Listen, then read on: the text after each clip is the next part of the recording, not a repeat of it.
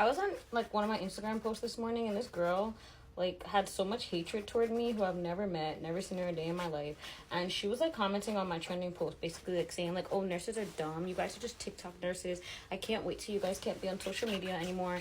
And like I'm thinking to myself, like, what did I do to you, and like what did I say offensive? And I was like, oh wait, I didn't say anything offensive. Oh wait, I don't know her. And oh wait, she doesn't have to follow me. So I just responded, and I was like, you know, hey, like, I'm sorry you had a bad experience with a nurse, we're not all like that, you know, everyone in this world is different, I hope you have a great day.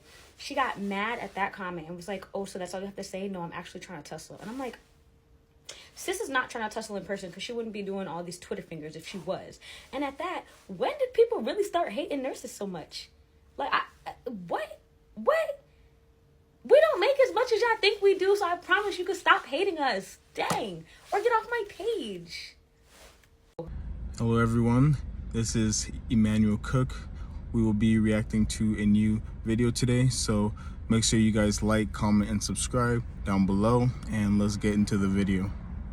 I actually can't believe I've never told you guys this story, but I want to tell you guys the day that I decided I don't want to be a nurse anymore. That, you know what, get somebody else. I think every nurse goes through this, but this day I went on Google and I looked for a notice and I changed the name to Elizabeth because I needed to give it to my matron. Because I said I can't work here. I can't do it anymore. So I was looking after my patients, 8 of them, and one of my patients came in with she tried to unalive herself. So she had a lot of mental health issues. So I look after all my patients, but when you have a patient like that, you're always extra careful, you know, you tread carefully, you don't want to stress them out more than they already are. So I was like to her, you know, I'm here if you need to speak, but if you don't want to, please don't stress yourself, kind of thing, because everyone's going to be saying, speak to me, and listen, I only want somebody to say what they're comfortable saying to me. So we're talking throughout the day. I was giving her all the medications she needed to reverse what she had taken, and I was like to her, oh, your mum's around. Like, can I get your mum? Can your mum come in? Is that okay? And she's like, yeah, that's fine. So I went to go get her mum. Mum came in and she's like, oh, Elizabeth, this is my wife.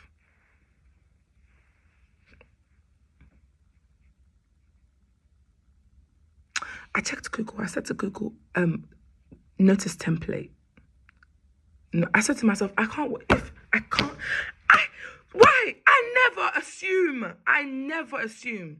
So why is it why would it be for somebody that's already considering if they want to live on this earth? Why? That could be her 14th.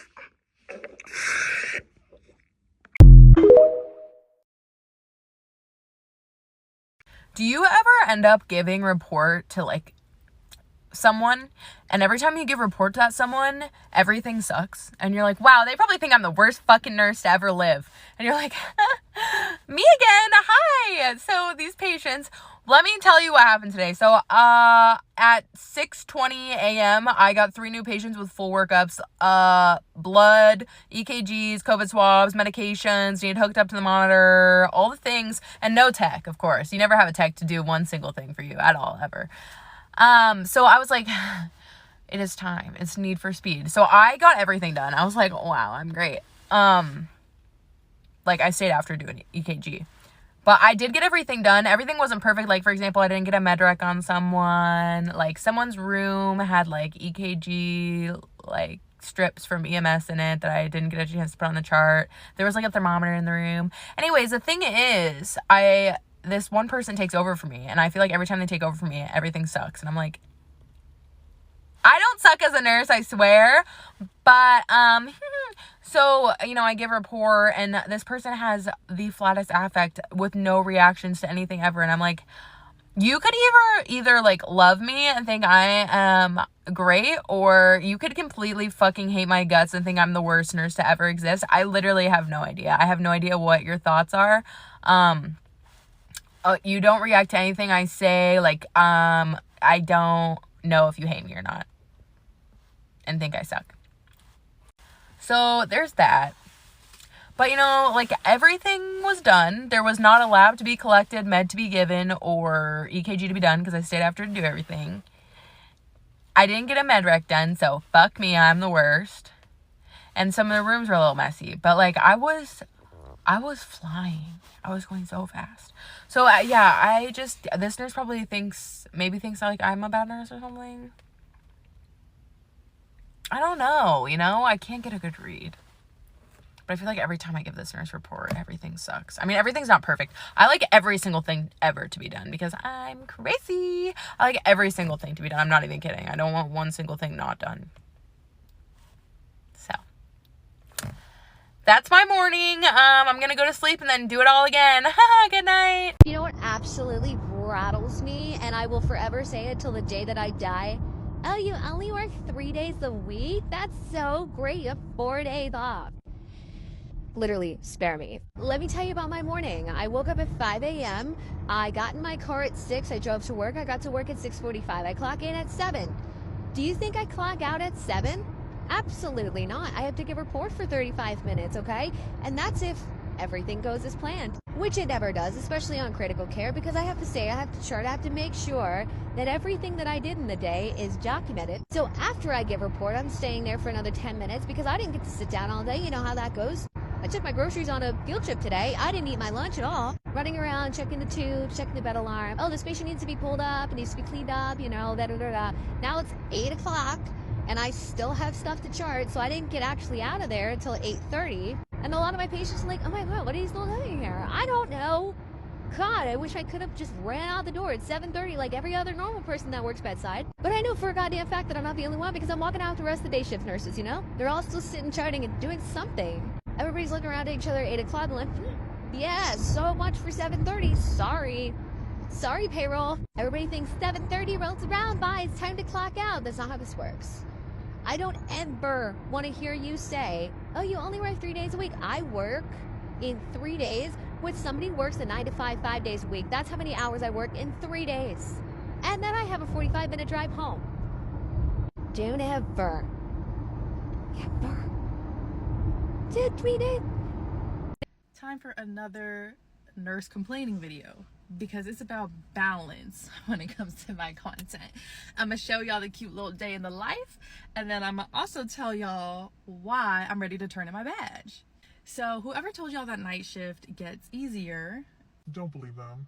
That's a dang old lie. That is a scam. Because I'm almost 4 years in as a night shift nurse, and not to be dramatic, but I feel like I'm slowly withering away. To me, night shift has really negatively affected my quality of life, and that's probably the main downside of night shift, but it's a big downside. After about a year of doing night shift, when I did my wellness check at the doctor, some of my labs came back a little wonky. I'm not the only person that has this type of story. I've talked to many other of my coworkers, and they talked about the crazy health conditions that night shift has brought upon them. Therefore, night shift isn't really worth it to me long term. Like, it does come with a bunch of other pros, but to me, as someone who doesn't play about my health and wellness, that is kind of like a big deal breaker to me. There are coworkers I know who have, if not a sleep disorder, a borderline sleep disorder. Sometimes I think I have a sleep disorder. I got an Aura ring. It's not on right now because she's charging, but Ms. Aura ring has told me that your girl needs better sleep. I'm over night shift. It doesn't get easier, actually. It gets harder. Hi y'all, I'm at work, but people don't talk about this enough. People don't talk about the anxiety that being a nurse, especially a new grad, brings. Look, I wasn't always an anxious person. I swear I wasn't. I was not an anxious person until I started working. From the moment I clock in, from the moment I even walk in the building, I'm overstimulated. Especially day shift. Like, no, I can't do day shift right now. I don't care if I have to stay up all night. Day shift, that's when everybody be trying to talk.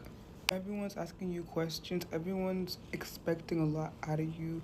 Like, on me, I don't know the answers to these questions. Please leave me alone. Whenever someone comes to me and be like, oh, are you the nurse? I be like, depends.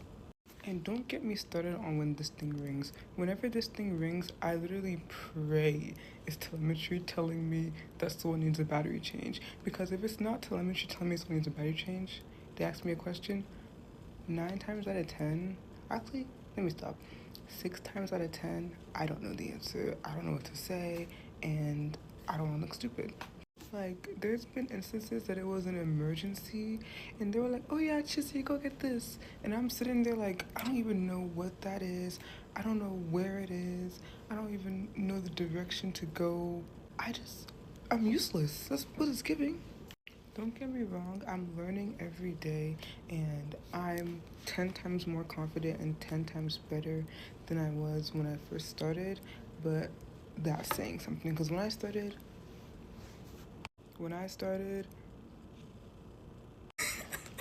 yeah, yes, it's a process, and I understand that it's only going up from here, it's only gonna get better, but I'm just impatient. Like, I can't wait to get out of the new grad stage, because this is crazy. Like, this is nuts. I know my coworkers be looking at me like, how is you cool? I don't know. Hello, I'm gonna rant. As a nurse of 5 years, 4 of which have been in the ICU, I am, if nothing else, it's a 24-hour job girly. I wasn't always this way. I used to get really upset if someone would leave me something to do on my shift, but as you grow in nursing, you know that like some days are just shit. Some days you can't get it all done and you try your hardest, but there's just inevitably something that's going to be passed along to the next shift. And as more and more new grads come into the ICU, you learn to be very empathetic with that, and you're like, go home. Literally go home, get some sleep. I'll see you tonight. I got it. Leave. Because I had nurses do that for me when I was a baby nurse, and it made me feel like, wow, like that's how it should be. So anyways, I am that girly. But what I am not is I am not a girly that's going to stand there when I'm ready to go home, I'm ready to give report. I'm not going to stand there while you look up the patients on the computer. It baffles me every time this happens. Oh, hold on. Let me just look them up for a sec and then I'll give you a report. Why? I'm going to give you all the information that you're probably going to look up. I'm going to give you all the info I have. And then, if there's missing pieces, you can ask me and I will answer, or you can look it up after. But I want to go home. When I'm ready to go home, I want to go home. I genuinely would never do that to somebody. Like, here, stand there and stare at me while I look up on the computer everything about the patient before I get report. Sorry? Anyways, that's my rant for the day. So I'm fresh off night shift and I have some stuff that I want to get off my chest, and I'm going to vent to y'all. Nursing is so catty, and quite frankly, I'm over it. Like, people think that being a good nurse is really just about clinical skills. You can be a vet in the game, 10 years experience, know everything that you need to know inside and out. But if you are out here tearing down new nurses, gossiping about new nurses, spreading rumors, and like not helping and doing things that are so counterproductive, when nursing it's a team. Like, literally, it's like a team sport. You are as strong as the weakest nurse that you're working with. So why not take every opportunity that you can to feed into them, to help them grow, help them learn, especially if they're willing. But no, all y'all want to do is talk and gab in the break room about this person and that person. And like, listen, like, we are human. We make mistakes. When you first started out as a nurse, I'm sure you made a lot of stupid mistakes that, you know, you've learned from, and you've probably never made those mistakes again.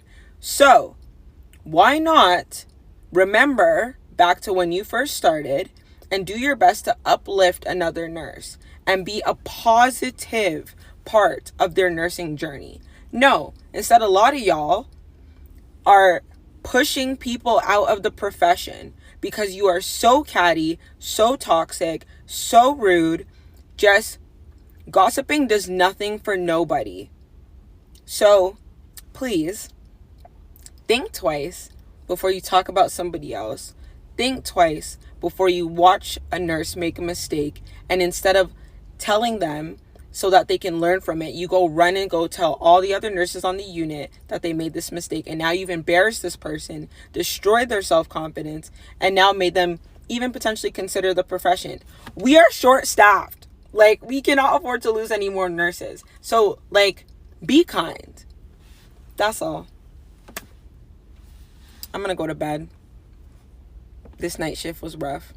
But that's all I gotta say. A quick reminder, please remember to like, comment, and subscribe down below. And let's continue the video. As of tomorrow, I will have worked 60 hours this week. All I have to say is when I get my paycheck, my bi-weekly paycheck, if I looked at the taxes and the taxes are taxing too much tax, if I'm not feeling the tax, if the tax look at me funny, if the tax has something slick to say, if too much taxes are taken out of my check, I will be starting a riot. And I will be gathering the masses to raise all hell. It's just a fair warning. Now let me go get dressed for this last shift. I mean, oh my God, I'm so tired. Let me go get sleep for this last shift. What am I even saying? Exactly. The more you make, the more they take. So if you make like $7,000 per month, about 84 grand per year or something like that, you will be paying a lot in taxes, honestly. A lot of taxes, you know. It is what it is, honestly. It is what it is. Okay, I have a problematic opinion and question, but what is up with the gatekeeping in the nursing profession? Like, what is that? When did that start? Like, before, nursing used to be so accessible. I would know this because at the end of the day, you know, like, all of my family's in healthcare, and it was literally one of the most accessible fields that you can get into. There was no gatekeeping. It was pretty straightforward. You do the school, you get the degree, you get the license. I feel like the last few years, especially after COVID, things have changed.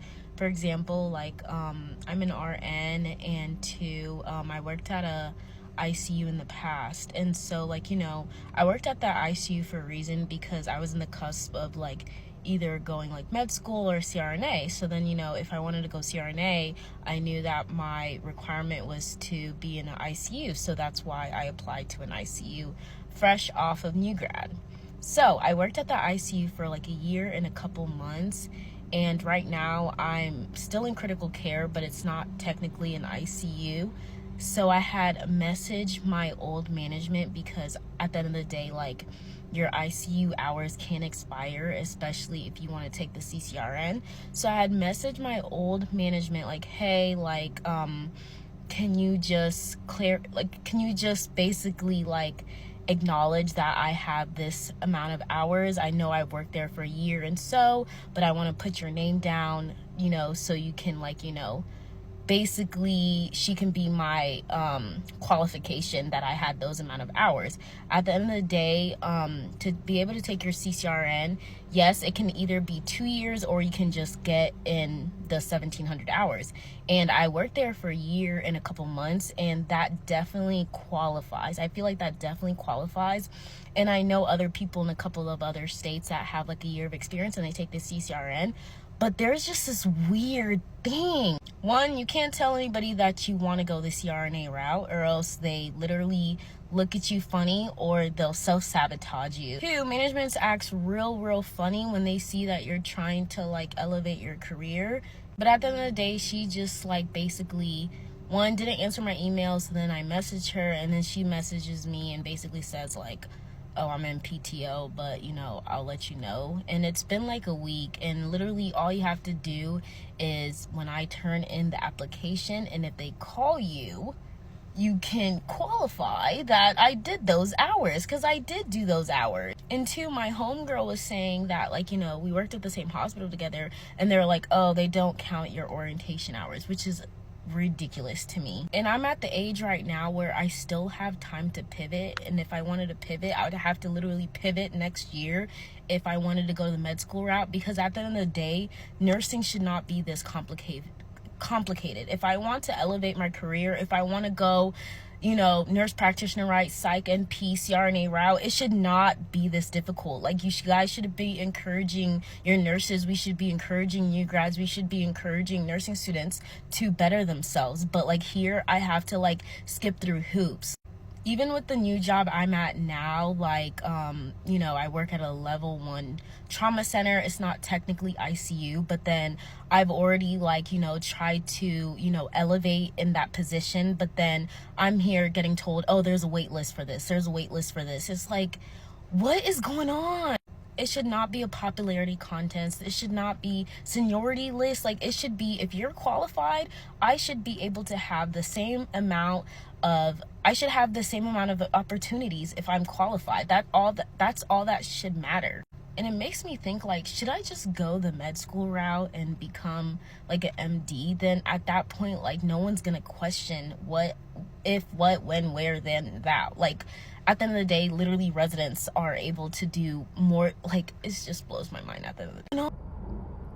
I appreciate you guys watching the video today. Please make sure to like, comment, and subscribe down below, and I'll see you guys in the next video.